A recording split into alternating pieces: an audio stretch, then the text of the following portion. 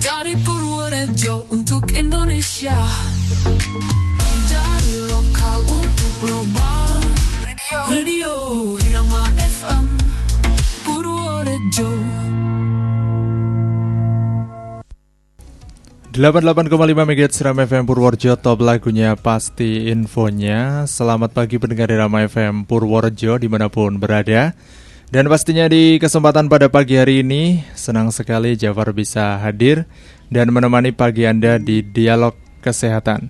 Dan di pagi hari ini tentunya juga Jafar tidak sendiri, karena di sini sudah kedatangan tamu dari RSUD Citro Wardoyo, yaitu ada Dr.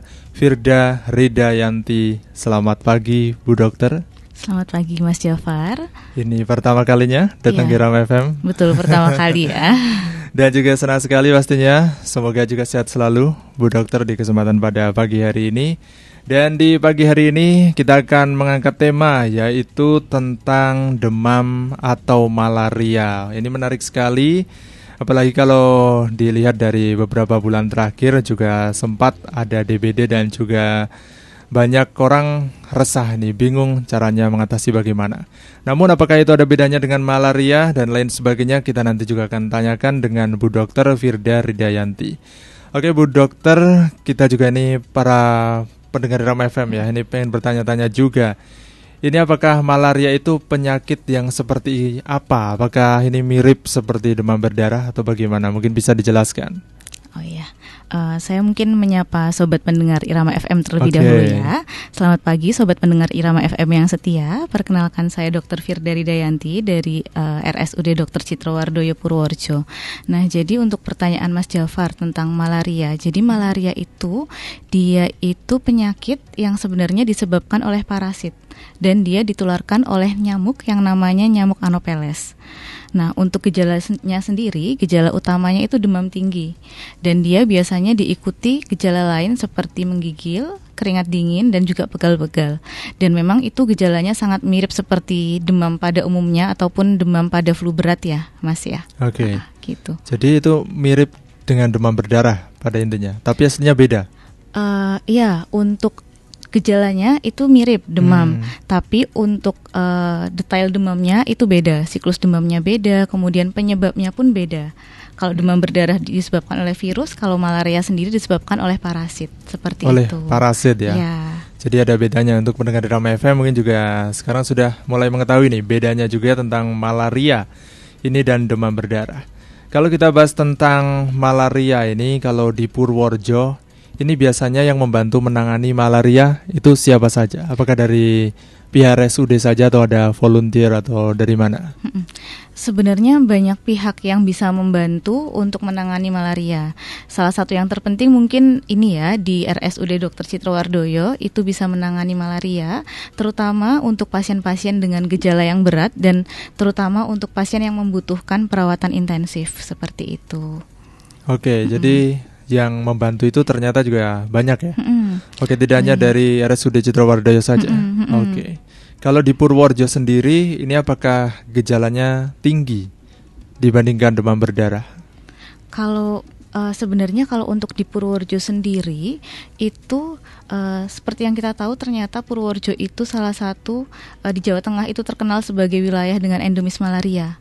Terkenal? Itu, iya, terkenal dengan endemis malaria di Purworejo. Jadi memang kasusnya cukup tinggi, seperti itu. Kalau dilihat, kenapa Purworejo ini bisa tinggi untuk faktor-faktornya? Mungkin apakah karena lingkungan yang mungkin kurang bersih, atau ada beberapa orang yang memang ya kurang menjaga kesehatan, atau bagaimana? Mungkin bisa dijelaskan juga. Kalau itu mungkin faktor utamanya adalah lingkungan ya, terutama di daerah-daerah pegunungan itu kan banyak pohon-pohon yang mana banyak pohon, kemudian banyak genangan air juga, yang mana kalau misalkan ada genangan air itu nyamuk suka sekali untuk bertelur di sana, dan semakin banyak nyamuknya tentunya akan semakin meningkatkan risiko penularan malaria, seperti itu. Tapi kalau dilihat apakah ini dari nyamuknya itu berbeda dari nyamuk DBD? Kan misalkan DBD itu biasanya malah di tempat-tempat yang bersih. Kalau malaria bagaimana? Kalau untuk nyamuknya, jenis nyamuknya sebenarnya berbeda. Kalau untuk DBD namanya nyamuk Aedes aegypti, sedangkan untuk malaria sendiri namanya nyamuk Anopheles. Untuk perkembangbiakannya mungkin sama ya, cuma yang berbeda adalah yang dibawanya. Kalau nyamuk DBD berarti kan membawa virus, nyamuk malaria dia membawa parasit yang itu menyebabkan malaria, betul. Oke, jadi memang ada bedanya ya, karena yang satu membawa parasit, yang satu membawa virus. Iya, betul. Oke, biasanya itu kalau orang yang mulai terkena gejala malaria itu kan tadi demam juga ya. Iya. Itu biasanya harus periksa ke dokter itu kapan biasanya? Ketika ada gejala seperti apa? Mungkin sebaiknya kalau misalkan memang ada gejala demam, terutama demam tinggi, sudah beberapa hari, sebaiknya segera periksa ke fasilitas kesehatan, lebih baik lagi ke rumah sakit. Ketika demam tinggi disertai dengan menggigil, kemudian ada keringat dingin dan pegal-pegal, itu bisa jadi salah satu tanda terkena malaria. Dan untuk lebih jelasnya lagi apakah terkena malaria atau tidak kan memang harus diperiksa oleh dokter ya, untuk lebih spesifiknya demamnya seperti apa, siklus demamnya seperti apa, riwayat sakit sebelumnya, kemudian ada riwayat kontak dengan malaria atau tidak. Nah itu harus digali lebih dalam oleh dokter. Setelah itu kalau misalkan memang sudah memang gejalanya spesifik ke arah malaria, nanti akan dilakukan pemeriksaan lebih lanjut di rumah sakit, seperti itu. Oke. Jadi memang kalau sudah diperiksa, nanti kalau ternyata memang ada gejala malaria, ini akan dilanjutkan dengan pemeriksaan yang lebih spesifik ya berarti ya? Betul. Oke, kalau dari rumah sakit sendiri, ini kalau misalkan terkena positif malaria, terus apa yang dilakukan biasanya oleh RSUD sendiri? Gitu. Pertama, kita kan mencari dulu untuk kita gali dulu terkait demamnya seperti apa, nanti kita cek, kita pastikan apakah positif malaria atau tidak dengan dua cara, dengan tes cepat, RDT, atau dengan mikroskop untuk mengetahui jenis parasitnya. Ketika sudah positif dan sudah tahu jenis parasitnya, nanti tentu akan kita obati, dan pengobatannya tidak bisa sembarangan, karena untuk pengobatannya itu sesuai dengan jenis parasitnya. Jadi memang beda parasit, beda obatnya. Seperti itu, kita akan obati sampai sembuh, dan untuk yang gejala berat juga tentunya pasti akan dilakukan rawat inap. Seperti itu, Mas. Oke, jadi ternyata pengobatannya juga beda-beda ya. Betul. Tergantung gejalanya juga ini. Kalau yang biasanya gejala ringan itu biasanya sampai nginep atau tidak untuk pemeriksaan di sana, atau mungkin tetap harus beberapa hari nginep di rumah sakit begitu? Untuk gejala ringan ya, kalau misalkan memang tidak ada tanda kegawat daruratan yang tidak membutuhkan rawat inap, itu bisa rawat jalan. Tapi itu nanti tergantung dari penilaian dokter yang di sana. Kalau misalkan memang pasien butuh rawat inap, pasti akan dilakukan rawat inap. Seperti itu. Seperti itu ya. Jadi ini tergantung. Ya. Tapi umumnya untuk orang-orang yang memiliki gejala ringan nih ya, terkena malaria, apakah mereka masih tetap bisa kayak sehat, sadar begitu di rumah sakit, atau mungkin memang sudah intensif juga untuk perawatannya? Nah, itu sebenarnya pentingnya periksa ke dokter ketika ada gejala demam.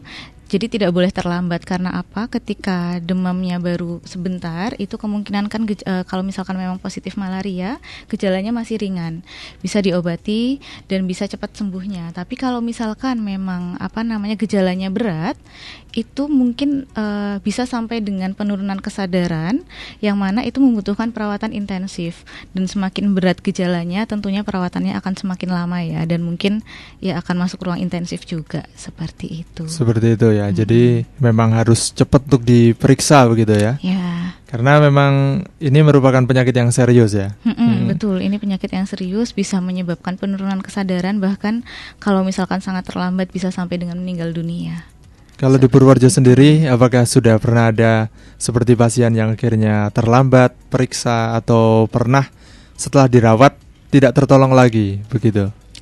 Untuk kebanyakan sih ini ya, sudah datang, sudah bisa diterapi dengan baik. Kemudian ya mungkin ada beberapa ya yang terlambat, tapi kalau untuk data apakah ada yang meninggal atau tidak, ini kebetulan saya belum ada datanya. Tapi kalau misalkan ada datang dengan gejala berat, itu ada. Ada, gitu. Tapi umumnya masih bisa diselamatkan berarti ya. Oke. Jadi memang ini penyakit yang sangat serius tentunya. Untuk pendengar Rama FM juga yang mau bergabung atau berkirim salam, ini bisa, atau maksudnya ingin bertanya ya di sini, silakan bisa ke 081392696815. Dan juga pendengar Irama FM Purworejo, tentunya kita akan kembali melanjutkan ya. Ini dialognya, ini sangat seru sekali untuk kita membahas malaria karena ini akan menjadi wawasan juga dan juga persiapan bagi orang-orang pastinya ya untuk lebih waspada kembali. Oke. Dan di sini juga mau ditanyakan nih, apakah di RSUD ini punya alat atau tenaga medis yang siap ya untuk menghadapi malaria begitu? Apalagi kalau misalkan sampai pasiennya membludak meskipun kita berharap tidak terjadi.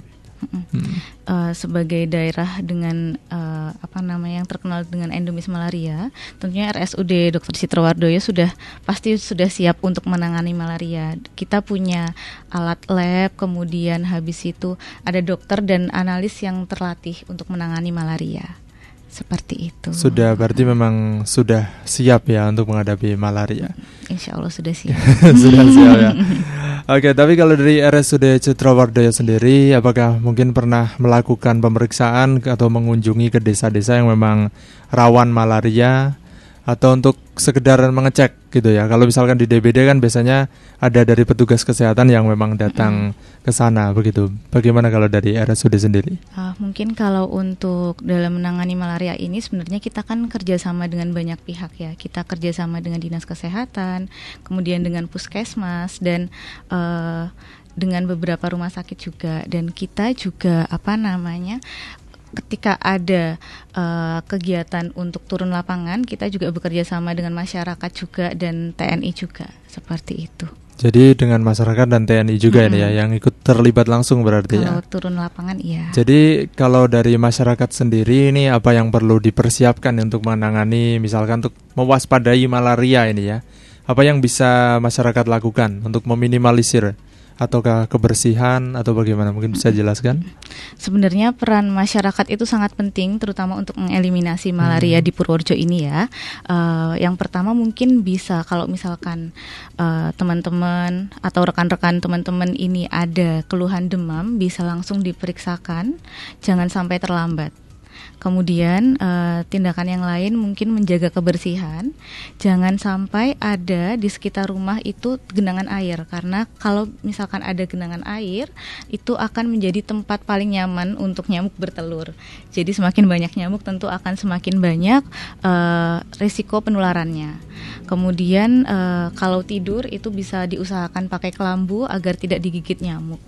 Mungkin seperti itu. Oke, jadi memang ini kebersihan seperti membuang air atau memeriksa paling tidak ya.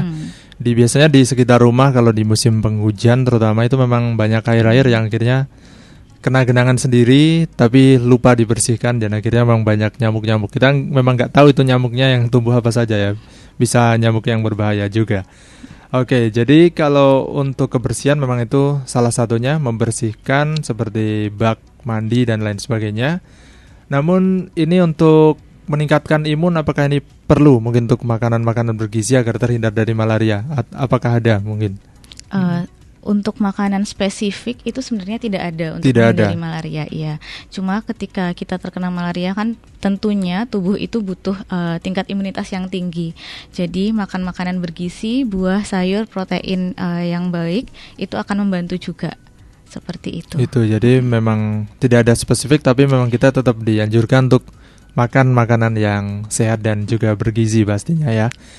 Oke, jadi kalau dari RSUD sendiri ini kan kalau tadi tentunya tetap melibatkan masyarakat juga seperti TNI untuk menangani malaria. Tapi kalau dari RSUD sendiri apakah ada mungkin kayak workshop atau mungkin sosialisasi terkait malaria yang diadakan entah itu sebulan sekali atau beberapa minggu sekali? Oke, kalau untuk media edukasi ya sebenarnya RSUD Dr. Citrawardoyo itu sangat sering sekali melakukan edukasi terutama tentang malaria. Edukasi di rumah sakit kita lakukan, kemudian lewat media sosial juga kita lakukan dan lewat live radio juga kita lakukan. Jadi memang kita ingin masyarakat itu semakin paham dan bisa turut membantu dalam melakukan eliminasi malaria ini. Oke, jadi tetap ini sering mengadakan edukasi jadi ya. Jadi sudah sering dan artinya ini memang masyarakat juga tetap sudah pada mengerti ya. Namun kita tetap perlu terus mengkampanyekan karena kita memang tahu bahwa penyakit malaria ini memang penyakit yang sangat serius tentunya. Oke, dan juga ada pertanyaan ini kita akan cek dulu dari SMS-nya. Terima kasih. Ini Bu Dr. Firda mau bertanya, ini dari Andi. Ini mau bertanya, apakah ini penyakit malaria ini bisa kambuh lagi setelah sembuh? Terima kasih. Mungkin bisa dijelaskan. Oke, tentunya untuk penyakit malaria ini bisa kambuh lagi. Jadi memang ketika ada gejala yang mengarah ke malaria, walaupun dulu sudah pernah terkena malaria, harus tetap cek lagi. Seperti itu, karena sangat mungkin bisa kambuh lagi, bisa digigit nyamuk lagi, dan bisa terkena parasit lagi. Itu memang kalau sudah pernah tergigit malaria jadi imunnya menurun atau mungkin memang rentan terkena malaria lagi?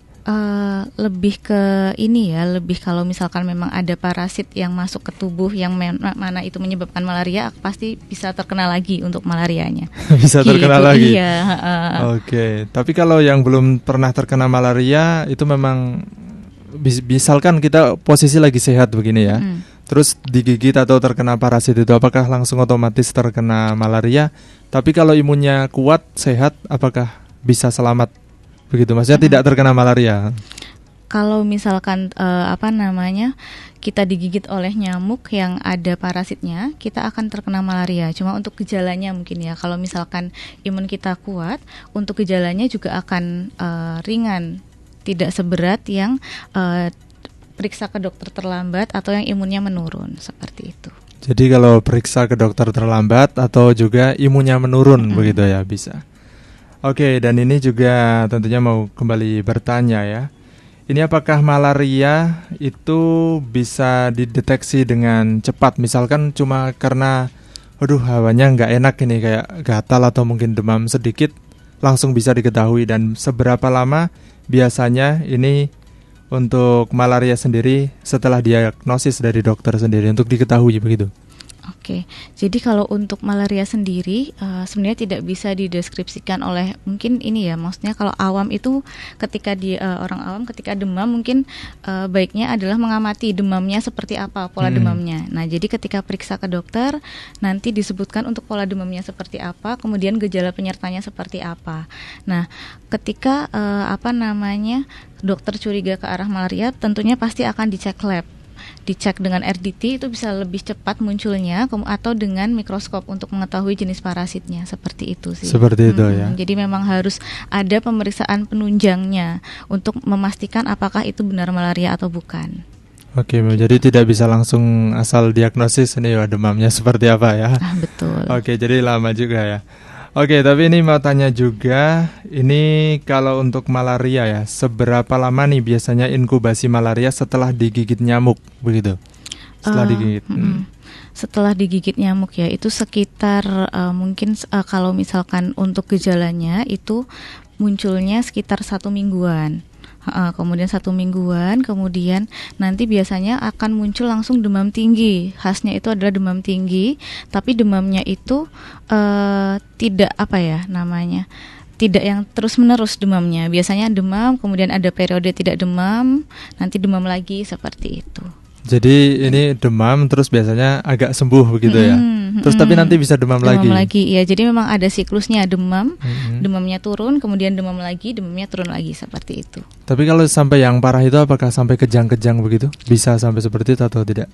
Itu bisa sampai kejang, bisa sampai penurunan kesadaran dan lain sebagainya. Karena kalau misalkan sudah parah itu memang bisa menyerang sistem saraf pusat di otak tentunya. Tapi ada usia-usia tertentu nggak yang memang rawan terkena malaria? Mungkin anak kecil atau orang yang sudah lanjut usia?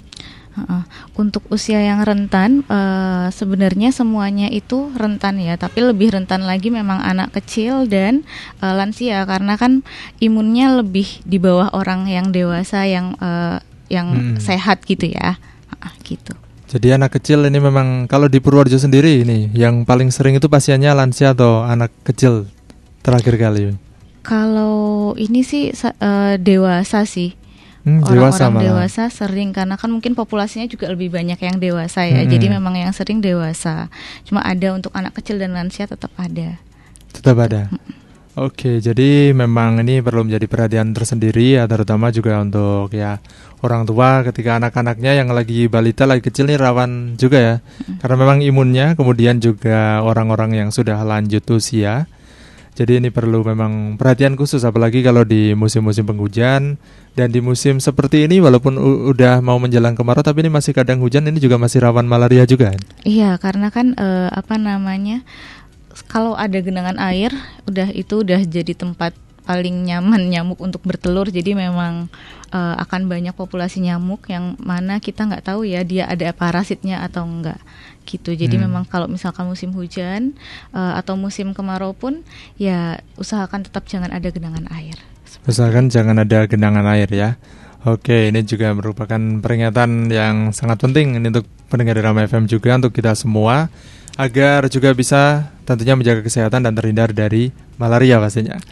Oke, untuk pengobatan sendiri ini mau bertanya kepada Bu Dr. Firda, ini biasanya obat apa saja yang biasa digunakan untuk mengobati malaria? Begitu. Oke, untuk pengobatan malaria itu ada beberapa macam, ada Primaquine, kemudian DHP dan lain sebagainya. Dan untuk durasi pengobatannya pun berbeda-beda, tergantung dari parasit penyebabnya. Ada yang 14 hari dan lain sebagainya, gitu. Biasanya yang paling cepat tuh berapa hari biasanya? Biasanya 14 hari sih. 14 hari, itu berarti harus diminum terus obatnya? Iya, harus diminum terus. Kalau yang sampai lanjut itu, misalkan kayak nggak sembuh-sembuh itu, biasanya sampai berapa hari itu? Sebenarnya kalau untuk berapa hari pengobatannya itu kita tidak bisa kita tidak bisa memperkirakan, tergantung kondisi pasiennya. Kalau misalkan memang kondisi pasiennya memang berat, itu kadang memang cukup lama untuk pengobatannya gitu. Tapi untuk pengobatan yang memang ini kan berarti pengobatan untuk parasitnya sih rentangnya antara 14 hari, 7, 14 sama 28 hari seperti itu. Jadi kalau 28 hari ini sudah termasuk lama seharusnya ya. Seharusnya sudah sembuh berarti. Seharusnya sudah sembuh. Seharusnya sudah sembuh ya. Oke, dan juga pendengar Irama FM Purworejo ini tentunya juga pada pengen tahu ini ya. Kan biasanya ada orang takut minum obat begitu, atau takut diobati. Biasanya kalau obat malaria sendiri ini apakah memiliki efek samping tertentu? Mungkin bisa dijelaskan. Mungkin kalau efek samping setiap obat itu ada, tapi untuk malaria sendiri untuk efek sampingnya sih jarang dilaporkan. Dan memang obat anti malaria ini sifatnya seperti antibiotik, jadi memang harus habis. Tidak boleh putus di tengah-tengah, itu tidak boleh seperti itu. Jadi apakah efek sampingnya mungkin nanti merasa ngantuk, pusing atau apa? Ataukah ada efek lain? Kalau untuk efek samping sih itu berbeda-beda, dan untuk tiap orang juga berbeda-beda sih, tergantung pasien A kadang ada efek samping, kadang enggak. Pasien B pun bisa berbeda-beda. Sebenarnya itu tergantung pasiennya. Itu tergantung pasiennya. Untuk obat anti malaria sendiri sih mungkin untuk efek samping yang sering dilaporkannya jarang ada. Jarang ada, berarti mungkin kayak obat umum mungkin ya, biasa. Mungkin kita kadang ngantuk, itu biasanya kalau obat efek sampingnya. Iya. Oke, jadi tentunya kalau memang sampai kena malaria ini juga tidak perlu khawatir tentang efek samping, karena memang ya berbeda-beda ya. Tapi umumnya kalau kita memang imunnya sehat, ketika memang sudah kena malaria tidak ada efek samping yang terlalu mungkin mengerikan, itu yang nggak ada ya mungkin ya. Kalau misalkan memang imunnya sehat, terkena malaria, intinya kalau misalkan sampai terkena malaria itu segera berobat aja, berobat, karena harus diobati, parasitnya harus segera hilang dari tubuh. Karena kalau tetap dibiarkan tidak berobat ya nanti bisa jatuh ke kondisi yang membahayakan, seperti itu. Tapi apakah ada ini misalkan orang yang sudah kena malaria tapi karena tidak periksa, terus sembuh sendiri nanti entah setelah 20 hari atau apa, merasa karena nggak mau diobati terus sembuh sendiri, itu ada? Enggak sih, jarang, nggak ada. Jadi kalau saya saya cari info-info nggak ada.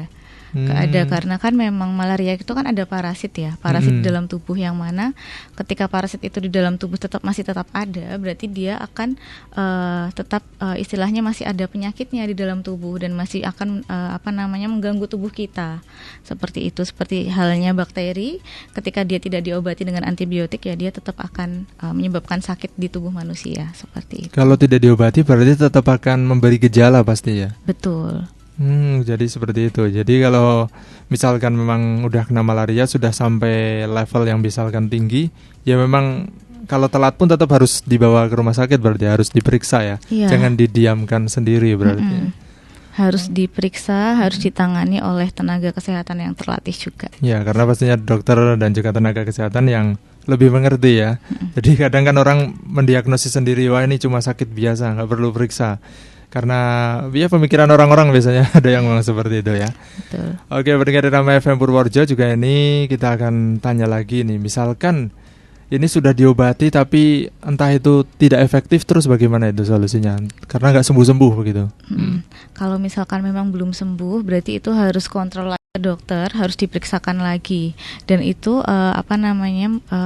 bisa jadi memang parasitnya belum hilang sepenuhnya, belum hilang total. Dan itu harus dikonsultasikan, terutama biasanya ke dokter penyakit dalam ya, ke dokter penyakit dalam biar mendapat pengobatan yang spesifik dan bisa sembuh sampai dengan tuntas, seperti itu. Jadi biasanya mungkin kalau tidak sembuh-sembuh itu ada faktor lain ya. Apakah karena penyakit bawaan itu juga membahayakan mungkin? Sebenarnya kalau untuk penyakit bawaan atau mungkin untuk komorbid lain itu lebih lebih membuat gejala malarianya mungkin akan semakin parah. Mungkin seperti itu ya. Dan untuk kondisi komorbid tertentu juga penyembuhannya akan lebih lama biasanya. Biasanya ya. Oke, pendengar Irama FM Purworejo, dan ini memang tidak terasa hampir 30 menit ternyata ya. Cepat sekali.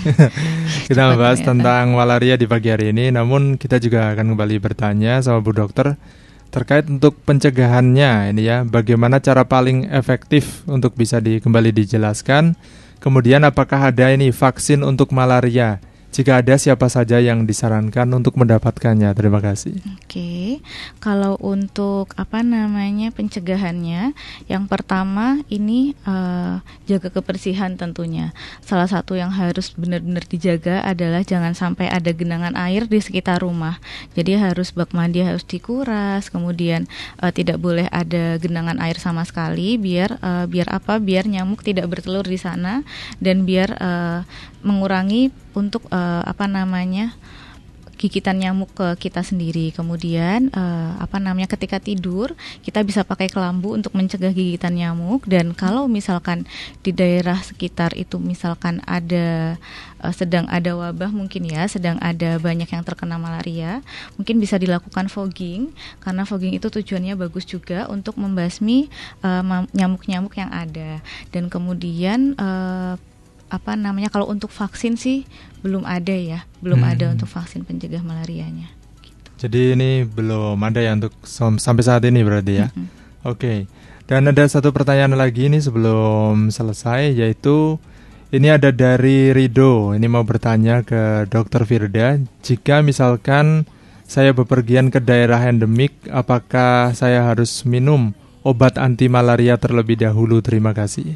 Ya, harus minum obat malaria terlebih dahulu. Jadi biasanya sebelum pergi ke daerah endemis itu harus minum, kemudian saat di daerah endemis pun harus minum. Biasanya harus minum selama sekitar sebulan. Sebulan sebelum bepergian? Atau? Sebelumnya itu minum biasanya 2 minggu, kemudian saat bepergian pun harus minum. Gitu. Oke, jadi itu paling tidak bisa mencegah atau juga meminimalisir potensi terkena dari malaria itu sendiri betul. Ya. Oke, terima kasih ini Bu Dr. Firda juga atas waktunya. Mungkin bisa dijelaskan untuk kesimpulan terhadap tema hari ini ya, seputar demam atau malaria. Silakan. Oke. Ya, baik untuk pendengar Irama FM semua. Jadi memang malaria ini sangat penting dan menjadi perhatian khusus sebenarnya, terutama untuk di daerah-daerah tropis seperti Indonesia ini, terkhusus di daerah Purworejo yang masih menjadi daerah endemis malaria. Nah, pencegahan yang dilakukan oleh setiap individu itu sangat-sangat penting, dan yang mana ketika setiap individu melakukan pencegahan terhadap malaria itu akan membantu dalam mengeliminasi malaria terkhusus di Kabupaten Purworejo ini sendiri. Seperti itu, Mas. Seperti itu ya. Jadi untuk pendengar Irama FM Purworejo, kita sebagai warga tentunya kita juga harus untuk mengantisipasi malaria. Selain pola hidup sehat, juga penting untuk kita tetap menjaga kebersihan. Itu yang dijelaskan juga oleh Dr. Firda di kesempatan pada pagi hari ini. Sehat selalu tentunya untuk kita semua. Terima kasih Bu Dr. Firda Ridayanti ya di pagi hari ini sudah datang ke studio Irama FM. Dan sampai ketemu lagi di lain kesempatan dari RSUD Citro Wardoyo Purworejo. Dan untuk pendengar Irama FM jangan kemana-mana, tentunya di program acara berikutnya kita masih di Selekta. Selamat pagi, selamat mendengarkan.